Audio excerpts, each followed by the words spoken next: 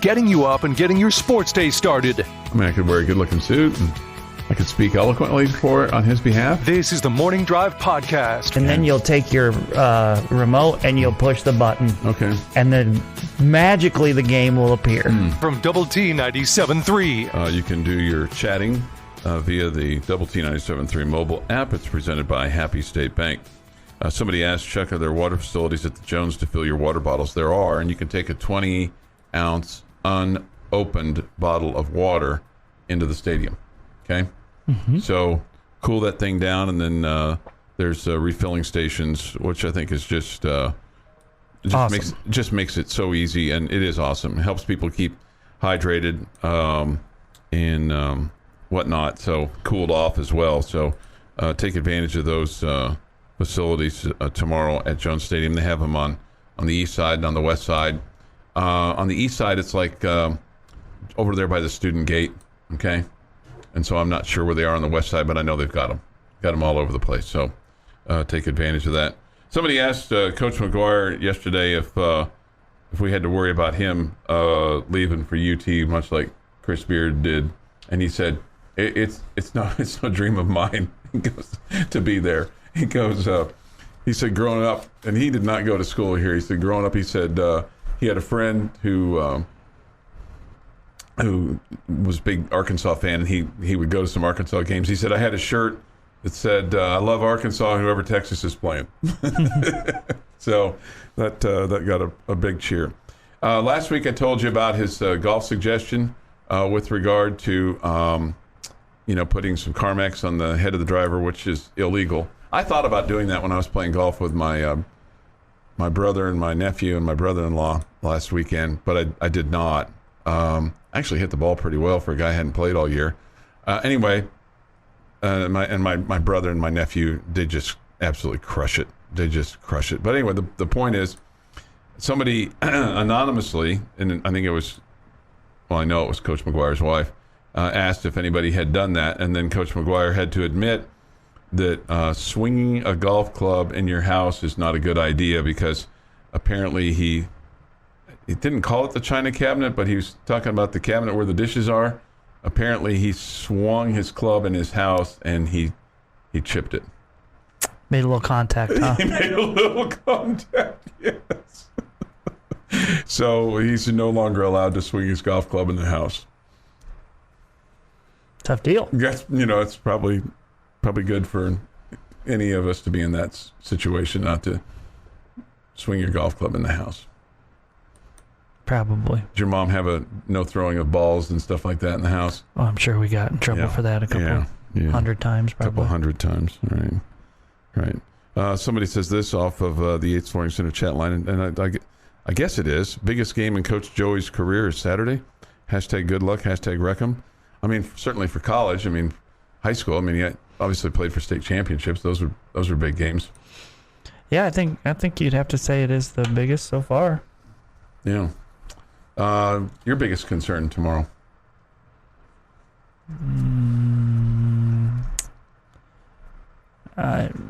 Your offensive line against their defensive front.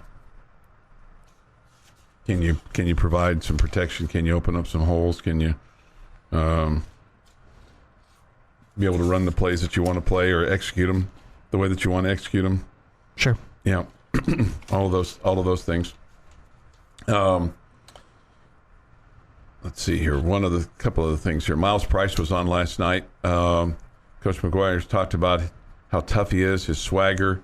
They talked about his picture of him and Tyree Wilson from Media Days. Tyree is like towering over Miles Price, but he said in Miles's mind, he's as tall as Tyree.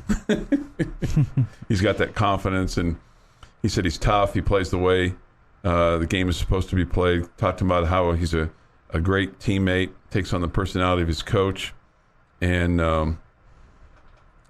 anyway, so I thought that was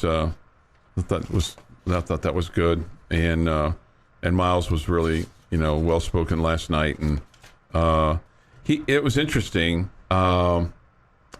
He said this about Texas. He said, "All love, but have hate in my heart for them." Okay, all love, but have hate in my heart for him. He also said that tomorrow will be the first time that he's played at home for a sellout. Okay. Okay, the last time that they played here was a COVID game, and there was only about, is that right? That'd be 2 years ago. 2020 was the COVID game. I think the attendance was listed for that game was like 16,000 because it was limited to going in there. He said he still has a bad taste in his mouth about that game, and that he's thought about it all week, and wants to be part of a team that wins a game against him. Okay. So got to remember those guys that were on the field. I'm sure they still think about the opportunity that was squandered that day, in addition to fans and anybody that was there, casual observers. But for the players on the field, I thought that was interesting. Bad taste in my mouth. I thought about it all week. So how does that convert onto the field? Hopefully, and you would think the players are feeling the same way, maybe even more. Mm-hmm. Mm-hmm. He also said this, and then I, of course, went into my mind, started thinking about it with regard to Baron Morton and Donovan Smith. He was asked about them, and he said same plays, same thing. With regard to it doesn't matter really which quarterback is throwing. It's the same plays, same thing. Now, I'm sure one throws the ball a little bit different than the other one, and if he mentioned that, I didn't capture that. But then I got to thinking about what we've talked about, and like when we say there's a package for Morton or a package for Smith, maybe Jamie, I'm just trying to think here, and that sometimes gets me in trouble, but maybe it's Baron Morton runs this set of plays better than Donovan Smith runs this set of plays.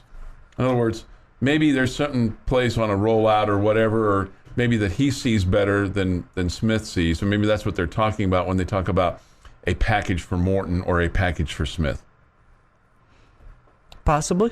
As opposed to something that's just completely different, since we hear all the time about, well, they're the same quarterback. Not the same quarterback, but you know what I'm saying, but the same type of quarterback. Yeah, both can move around a little bit. Both have strong arms, but there's always going to be some differences or whatever. It feels like to me that Morton was more like Shuck than he was like Donovan Smith. Okay. Yeah, you're probably right about that. Robert says this biggest game this year, there will be bigger games down the line, reckon. Boy, I hope so. Because there's bigger games down the line, then you're playing with more on the line than just beating Texas. Sure.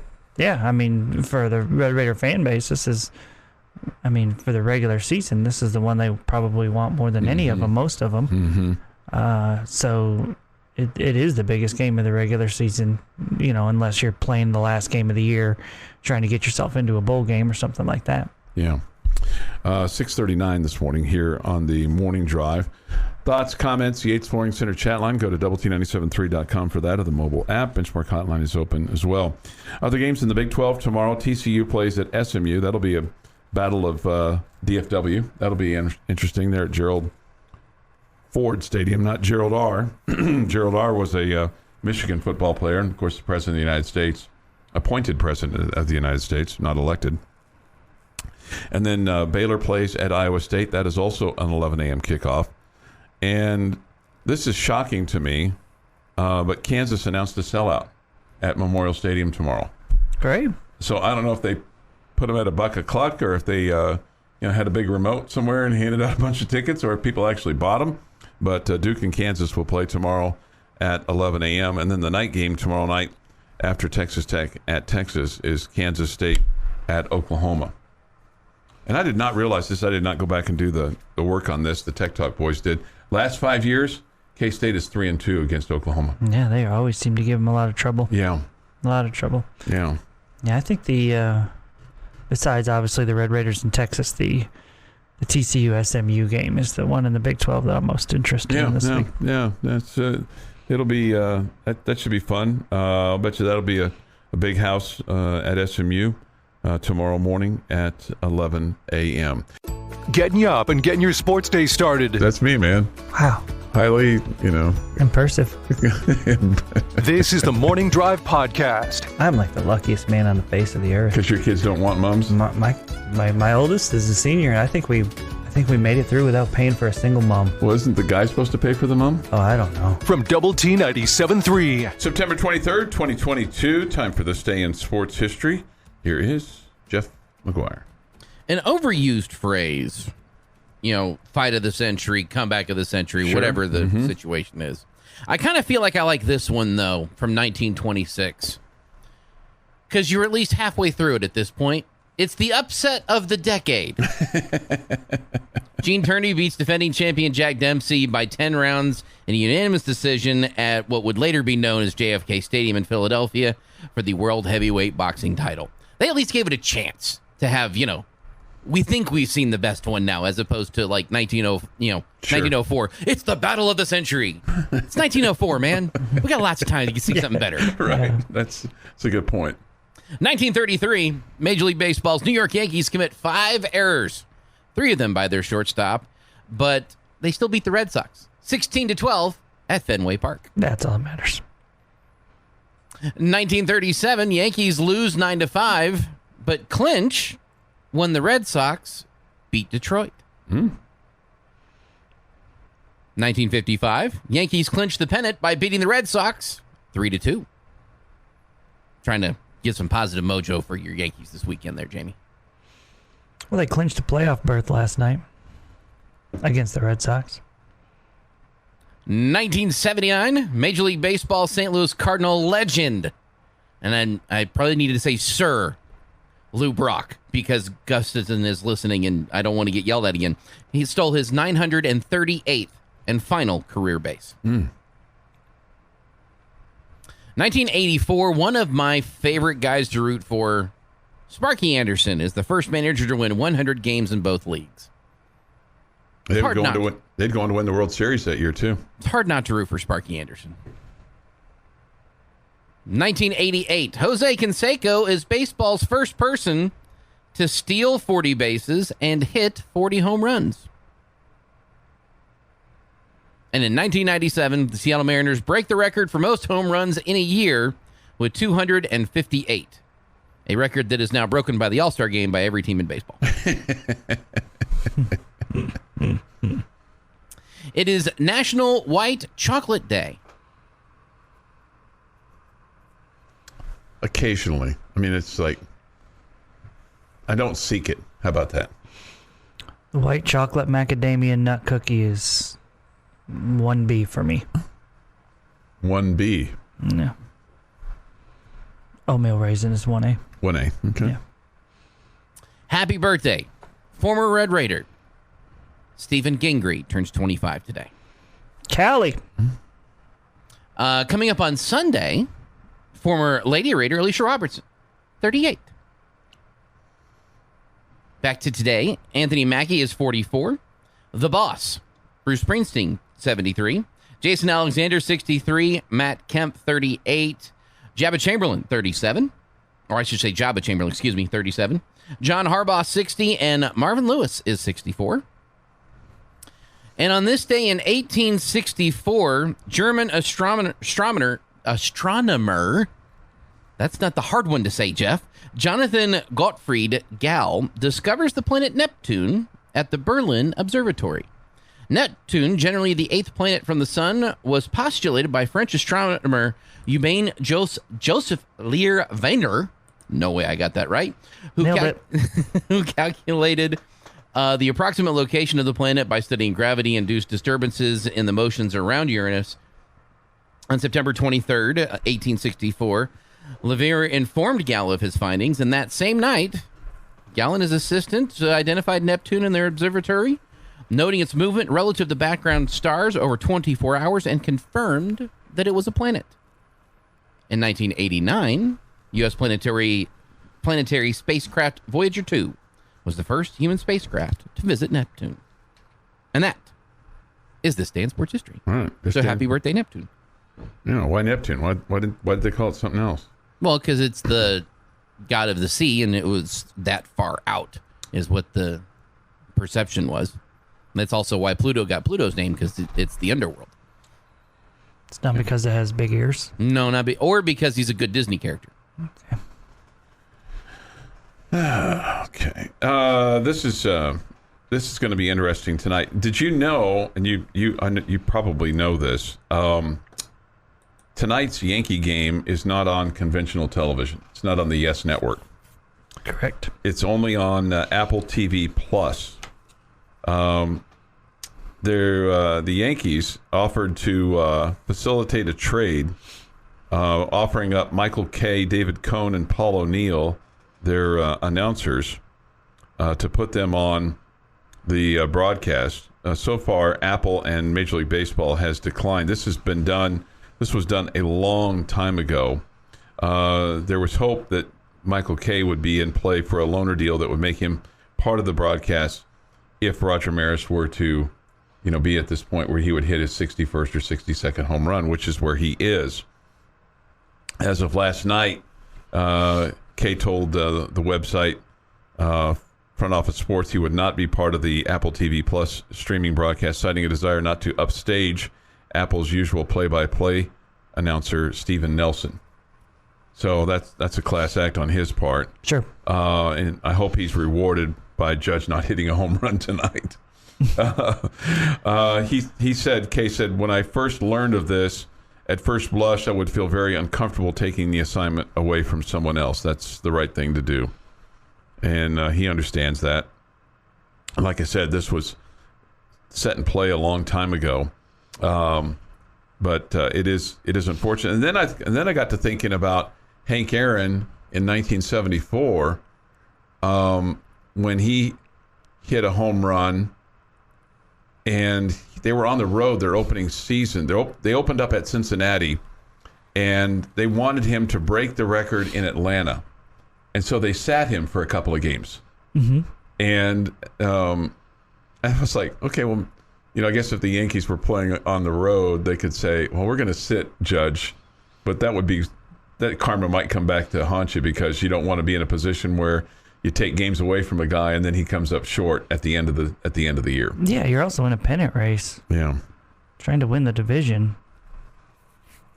Yeah. You haven't clinched the division. Yeah. You don't need to be worried about personal records. You're right. Trying to win games. Right. So you're getting close to clinching, but still. I thought that was interesting. So there'll be a big uproar when lots of Yankee fans can't see this game tonight. So it's unfortunate, but that's just the way it is. It's kind of how it goes sometimes. Mm-hmm. That's the way baseball go, right? I guess so. In this situation, it does. Yeah, but you don't want to sit him. And you brought this up to me yesterday. No way do you sit him. You brought this up to me yesterday. The missing story here is his pursuit of a Triple Crown. Possibly, yeah. I mean, he's right there with Xander Bogaerts of the Red Sox as for the batting average lead. But yeah, I mean, it could potentially be, have a historic season with the home runs and win the Triple Crown. But I read yesterday where Buster Olney says he thinks it's the greatest offensive season in the history of baseball. I mean, wow. To do those historic home run numbers, and he's got, I don't even know what the number is now, like 20 more home runs than anybody else in baseball. I mean, he's just blowing away the field while also winning the Triple Crown. I mean, I'm not looking back to every year in Major League Baseball history, but to hear Buster Olney say that, yikes. I mean, he's a credible source. I mean, he's a guy that probably has looked back at every season, or could cite some stuff that would give. He's got tons of credibility along those lines. So yeah, could be a really historic year for him as well. But man, I sure thought last night, Jamie, especially in the late stages of that game, and it was all set up. But there was one swing that he took that, man, if he had connected, that ball would have flown out of the Bronx last night. Well, you got to make contact. You got to make contact. Get hard at a home run if you swing through. He swung underneath the ball just by a skosh. But boy, if he'd have connected, it would have been long. It would have been high. It would have been gone. It would have been a home run. But would have been John fair. Sterling would have called. That's the call. It is long. It is far. It is fair. Yeah. No, it's It is high. It is long. It is fair. It's a home run. Yeah. Right? Yeah. Jamie? Long, far, fair? There's a far in there. I don't think there's a fair in there. I think the last thing is gone. Gone. But anyway, at any rate, it would have been out of the park. Whether it would have been fair or foul, I don't know. Where he connected and how far he swung through it, right? But he took a big swing at it, no doubt. Big plays and even bigger laughs. If they get 7 out of those 2 things, game over. Mm-hmm. You're not winning. You're not winning that game at all. This is the Morning Drive Podcast. Basketball players who don't wear the shoes. The shoes that match the uniform. Yeah. Okay. Yeah. Match the color scheme of the team they play for. From Double T 97.3. Yates Flooring Center chat line is open. Go to doublet973.com for that. The mobile app presented by Happy State Bank. Benchmark Hotline is open as well. Just a couple of notes before we go back to things. If you're a subscriber of The Athletic, or if you have means of way to get to it, and I have not had time to go through all of it. I've been reading kind of highlights of it. Great article on Jace Young and Ray Hayward. The relationship between those two, and Coach Hayward's recovery from a heart transplant and a kidney transplant, and just kind of gives you behind the scenes look at what he went through and how it affected the team, and just the relationship that he has with his players and everything that's involved. So it's a tremendous read. I yesterday during the scrimmage went and sat down with Coach Hayward, and I had read the story yesterday as well. I mean, I knew some of it, but not all of that. And sat down with Coach Hayward yesterday, and if you've ever met Coach Hayward, I mean, he's a guy that is so much about how are you, how's your family, how's everything else. I mean, a positive and just inspirational guy because he's such a positive person. And sitting down with him yesterday, and I wasn't there to get into the story with him, but it was so awesome to see him again. I had not seen him in person since all of this had happened, and sat down with him and started talking, and it was very obvious that he wants to tell the story. Not about Jace, but the story of what he went through. And again, he's not a guy that's normally talking about himself, but he wanted to tell the story because it's an amazing story of, not giving up and keeping his faith, and, feeling so much like a higher being was there and helping him along the way. It was, I talked to him for, 30, 45 minutes, whatever. And it was hard for me not to, tear up as I'm sitting there talking to him, just because I know how close he was to being gone. Mm-hmm. And just, it is a great story of just keep fighting, keep battling. And boy, he gives so much credit to his wife and what she went through. In Coach Hayward type humor, he goes, I was asleep for most of it. He was out for 3 weeks. He's like, 3 weeks. She's the one that had to listen to the doctor say, your husband has about a 5% chance to live. She's the one that had to hear doctors say, I'm not sure why we're doing this. He's not going to make it. And he's like, I was asleep for all that. I didn't have to hear those things. And I'm not going to pull that whole greatest guy you'll ever meet, because I haven't met all of them, but he's one of the best I've ever met. Okay. And he just, of course he's got a different perspective on everything. He was one of the things he's telling me is, as a player at Oklahoma and then in the big leagues, I had a year where I was injured. And he said it was great for me both times, because it made me appreciate what I had. I'm like, oh man, I really miss playing this game. And so now to hear him talk about it, he goes, this was kind of the same thing, except it's not about baseball. It's not just about baseball. It kind of is. He loves his job and loves being at the ballpark. Mm-hmm. But it's like everything else in life. I appreciate everything now because, man, I didn't know if I was going to have it again, And he's got grandkids, and, he loves coming to the yard, and he's got a wife, and, kids, and all the above, and friends, and it was inspiring to sit there and listen to him, and I tell you this story because it affected me, and I would love for it to affect other people. The way it just made me think, man, appreciate what you have. He's like, you never know. He goes, we thought it was a normal surgery. I was going to be there for a few days, and I was going to be back home. He goes, you just never know when you're going to lose it all.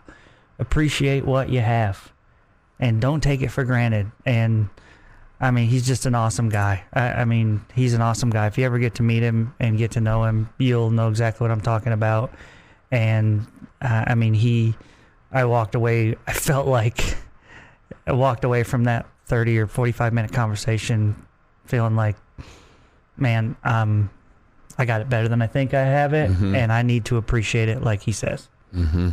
So he's just an awesome guy, and so glad to see that he's doing a lot better.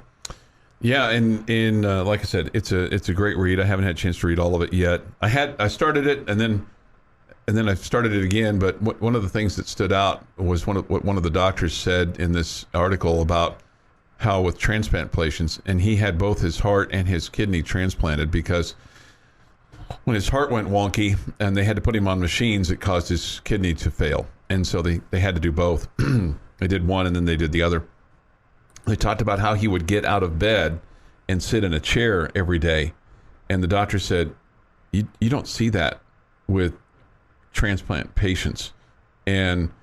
But basically his health and his strength that probably he built up over the years of A, playing, and then B, post-career, because he would throw batting practice to these guys when he was a coach.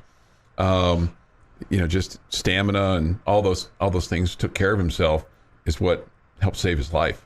Yeah, sure. And I think that was one of the reasons that I think he mentioned that one of the doctors is like, this guy's a former athlete. He's been a high level athlete, and his personality is as a fighter, and that's why this guy's gonna figure out a way to survive. Yeah. That's why that particular doctor had faith that he could come through it when others thought they were wasting their time. Yeah, the perseverance. It's just like you said, the perspective of, hey, you got it better than most. We all do. We all do. I felt like he was telling me the story. Just me individually. I felt like he was telling me the story, or he was sent to me by a higher power to say, appreciate what you have in life. Okay, you just don't know. Bad mood because of this or that or whatever, and it's like, man, you just don't know how good you have it. You kind of walked away from that going, man, I got no problems. No doubt. I walked away from it just thrilled that I consider Ray Hayward somebody that I can talk to every once in a while, because that made me. I just thought it was a great conversation. Cool. He's a great dude. Well, thanks for sharing that. 7:23 this morning here on the Morning Drive, Red Raider Two Guns. You get caught up in the rat race and don't have a chance to pull your head out and take a breath. Every once in a while, you need to do that. This Coach Hayward is the living embodiment of the Texas Tech spirit and what it means to be a Red Raider. Yeah, no, I think all of that. This from Syntax Hank. Y'all need to add a segment, Jamie's Rant, where he just gets to unload, because when he gets passionate, it's good radio. And I use third person intentionally. Jamie's Rant. Jamie's Rant. Jamie's Rant. Now we just have Jamie's questions. Yeah. Somebody's cooking ribeyes and Rocky Mountain oysters. I am in on the ribeyes, out on the Rocky Mountain oysters. Yeah, I'll take care of a ribeye, but I'm not. You're not doing anything that slimy's not going in my mouth. No, I'm with you on that. Eat brisket, drink whiskey, watch back porch. Game day, 100. Okay, good. Good. 7:24 this morning here on the Morning Drive. So how'd the team look? Oh, good. You've got a bunch of guys out there, and they're trying to put it all together, right? It's a big old puzzled. Mm-hmm. I was excited about Brendan Gurton, back from, having a little bit of arm struggles at the end of the year and obviously missed most of the season. And he was out there as the first guy yesterday, and he was popping the mitt and looking trim and fit. And I think he's definitely got a chance to be one of your weekend guys. Popping the mitt. I like that. Yeah. Popping the mitt. Yeah. His velocity looked good. They didn't have the gun going, but, he looked like it was good and fast. Good and fast. Okay. Yeah. Awesome. Recapping yesterday while looking ahead to today's sports day. This is the Morning Drive Podcast from Double T 97.3. Jamie's question of the day on Double T 97.3 is presented by Bizarre Solutions. Call them today for a free cybersecurity audit. Okay, your pregunta, por favor, señor. Oui. I try to come up with something a little bit different each day for you. Thanks. So it doesn't become so monotonous. And I try to do that with the questions, too. Uh-huh. And that plays into, we've had a ton of Red Raider football questions of late, understandably so. That's the topic that's on most of our minds most of the time. And I know there's a big game tomorrow, but I'm actually going to go away from the Red Raider football team. Okay. Fire away. This, because of one of my favorite athletes of all time, will play his final professional match this weekend in Roger Federer. Mm-hmm. And I look at Federer and I say, man, I wish I could have seen him play in person. So if you could go back in time, maybe it's somebody that's retired or maybe it's somebody that has passed. Mm-hmm. You could go back in time and pick any athlete to go back and watch compete in person that you never got to. Who would you like it to be? I'll just say this. My boyhood hero, Lynn Dawson, I never saw him play in person. My parents were not wealthy, and I went to my first Chiefs game, I think, on either a press pass or on a press pass. I never saw him play at Municipal Stadium, where he played the majority of his games. I think he retired in 75, and Chiefs moved into Arrowhead in 72, but I never got to see him play in person. So I would say Lenny the Cool. I never saw him play in person. Heard all his games on the radio. Saw a lot of them on TV, but never saw him in person. So that's what I'd say. You'd think I would say Bo Jackson here. I've seen a million highlights. I've seen live games on TV. He could go 0 for 4 in the game I show up, and that might break my heart. A player that I never got to see in person, there's two that immediately come to mind that I would love to have watched. Michael Jordan, Wayne Gretzky. The consistency that both of those two guys brought to every single game they played, you knew you were seeing greatness in their respective sports every single game. I would have loved to have seen that once. Okay. Those are good answers. I've been lucky enough, I think, for most of my guys to have seen all of them for the most part when it comes to the Jim Kellys and Dave Winfields and Tony Kukocs and Derek Jeter and those guys. I was able to go and watch play. Agassi, I got to see Agassi play. But the guy for me is still playing, and that's Rafael Nadal. I mean, I would love to see Nadal play. So I still got a shot. I don't have many years left, but right. I got to figure out a way at some point to get it done. But I just think there's other guys that I think of that I just think would have been really cool to see. Like two baseball guys for me. I mean, just because you hear how amazing athletes they were, as Willie Mays and Jackie Robinson. Okay, those would be two guys that are really high. Would be really high on my list. Okay, I mean, obviously Robinson because of the history and all of that kind of, but I mean, Willie Mays, I mean, you just look at his numbers and you see some of the highlights. Mays, to me, looks like an athlete. You don't look at Babe Ruth and say, oh, man, he could be good today. But I look at Willie Mays, when I see his highlights, I'm like, that dude could play. He could play now. He looks like that good of an athlete. So I would have loved to have seen Willie Mays play. Yeah, my only memory of Willie Mays, and we didn't get, in those days you didn't have very many games. You had the game of the week, and when he got traded to the Mets and then played in the World Series his last year, he was a shell of his former self. Mm-hmm. So that's my only memory of Willie Mays. I did get to see Hank Aaron play, and that was really cool. I would have loved to have seen Roberto Clemente play. Okay, so that's a really good one. I would have. From a basketball standpoint, I saw Michael Jordan play before he won any championships. Basketball for me, I would have loved to have seen Pistol Pete Maravich play. Okay, I would have loved to have seen him. I mean, he just looked so like he was so much fun to watch. Okay, and Magic is the other one. I never saw Magic play in person. I don't know. Football for me, I don't know if there are any quarterbacks or wide receivers that jump out to me that say, oh man, I would have wanted to. I mean, I appreciate their skill level and all that. They're just not individually as exciting to me as like a superstar NBA player or Ken Griffey Jr. who was fun to watch. Barry would have been fun to watch. Who? Barry Sanders. Oh yeah, that's another good one. Because of what the quick step ability that he had and the juke and making people miss. Emmett was a pounder basically, and had holes open that you could drive the Titanic through. So I mean, he was very skilled, but he just wasn't like the human highlight reel that was Barry Sanders. Yeah, that's a really good one. Yeah, that's a really good one.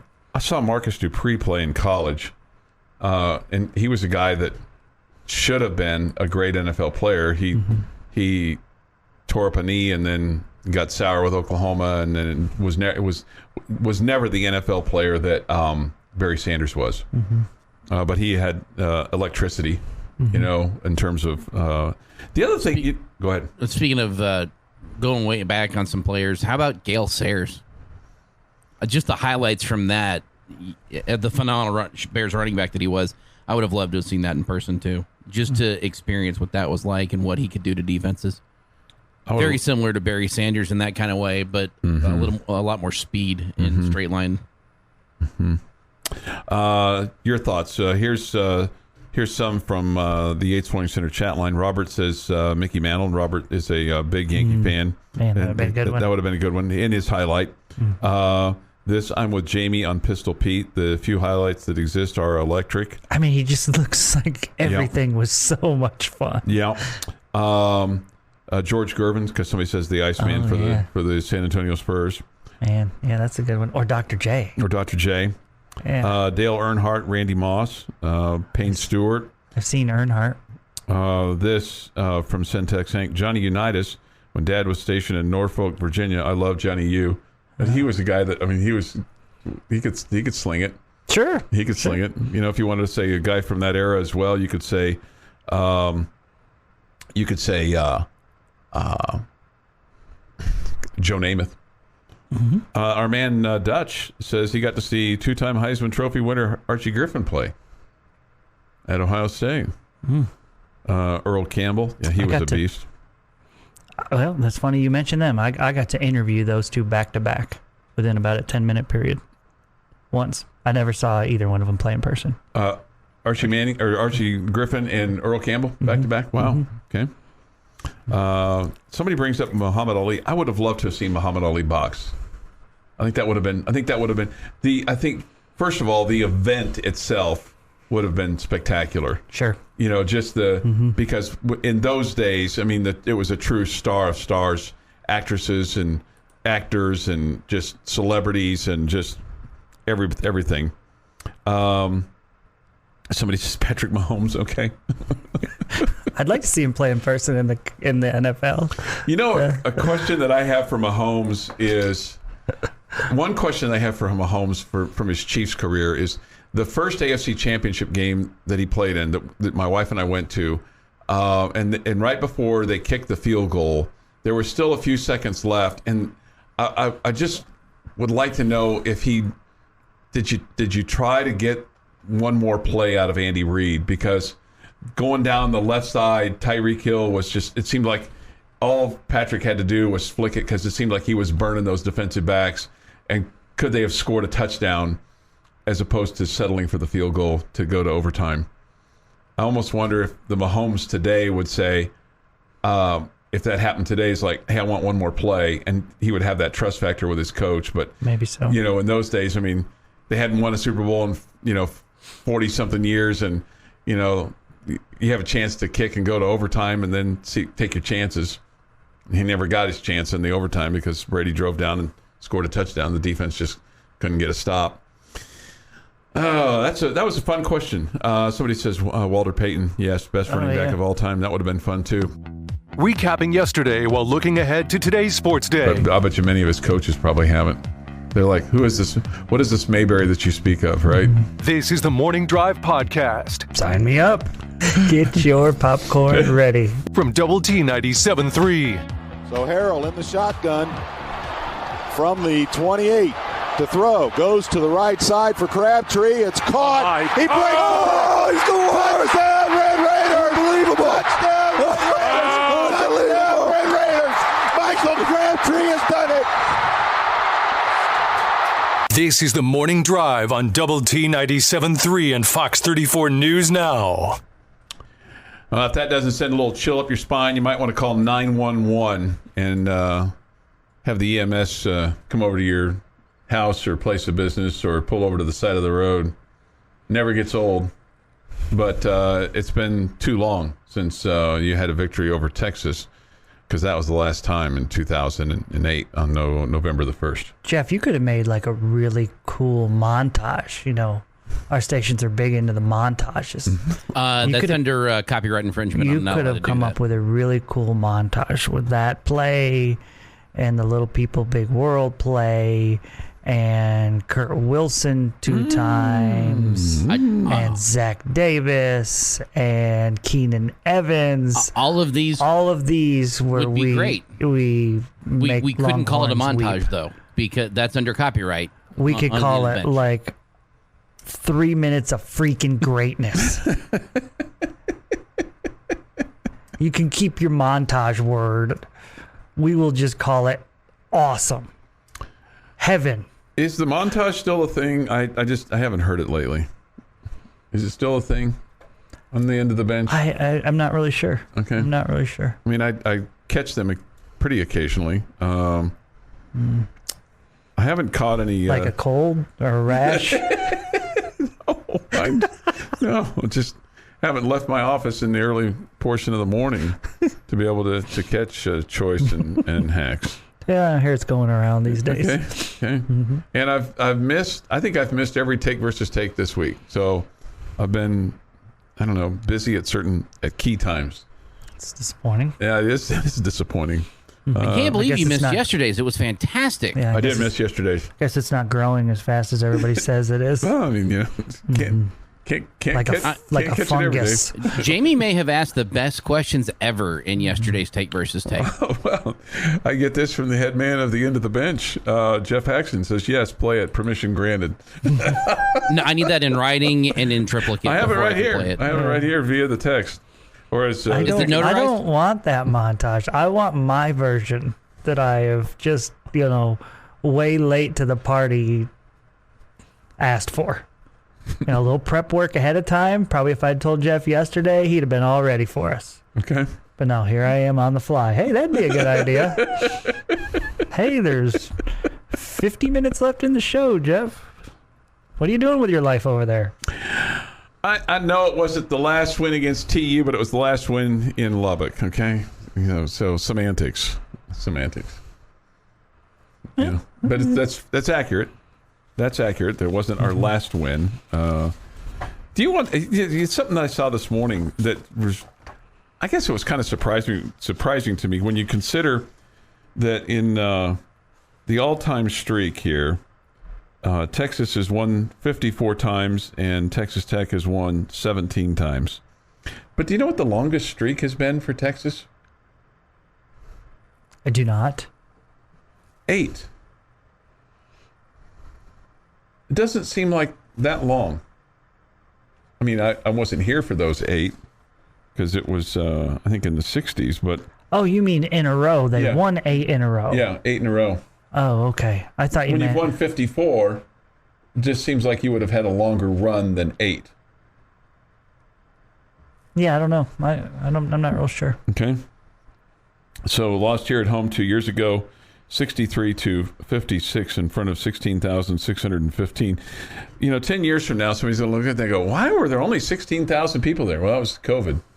Mm-hmm. That was COVID. But I'm sure that there's about 50,000 people that are like, God, man, I left that game so mad. There was only 16,000 there that day? Mm-hmm. That's the listed attendance, 16,615. Okay, that's the listed attendance. Last time you won was November 24th of 2017, 27-23 in front of 100,629 at DKR. There you go. That was the day I ultimately admitted to myself that I am the ultimate pessimist. That day, 2 years ago. That was the day when, after Sir Roderick went up the left sideline and scored, I looked to my friends and said, man, this is really going to hurt when we blow this. Somebody says there was way more than that, but Tech couldn't post more because of COVID rules. Yeah, okay. I can totally believe that. I can too. I can totally believe that. 8 years is 2 graduating classes, freshman to senior, who never saw a Tech win over UT. Seems long to me. Okay. Yeah. That's a good way to put it. That's fair. That is a good way to put it. Texas Tech will win if what happens, Jamie? I don't know if you can. Do I only get one answer? I'll tell you can have one offensive answer and one defensive answer.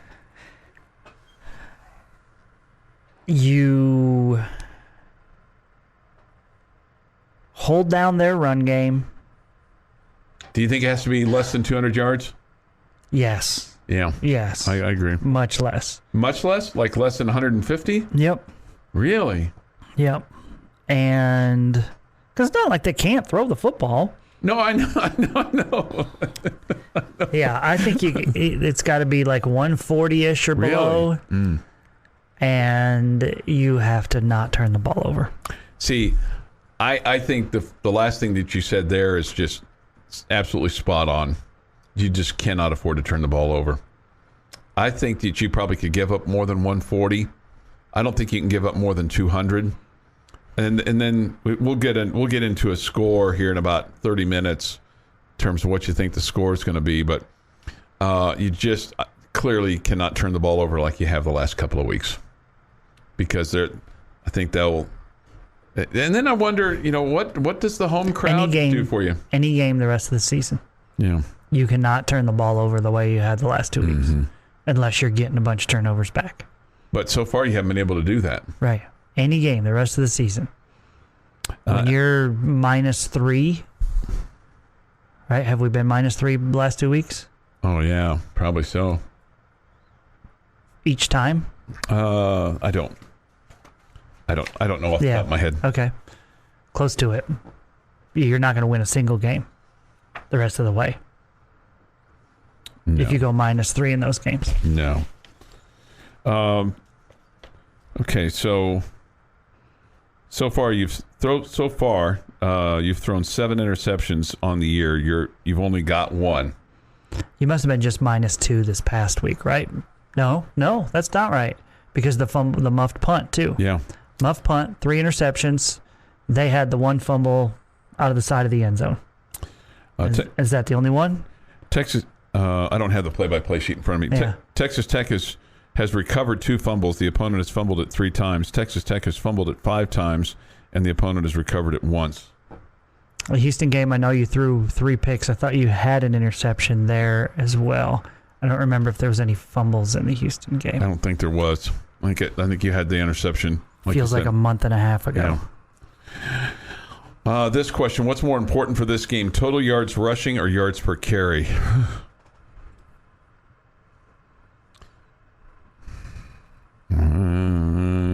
Total yards rushing. Total yards rushing. Yeah, I think you're right about that. You've been listening to the Morning Drive podcast from Double T 97.3. For more from Lubbock Sports Station, go to doublet973.com.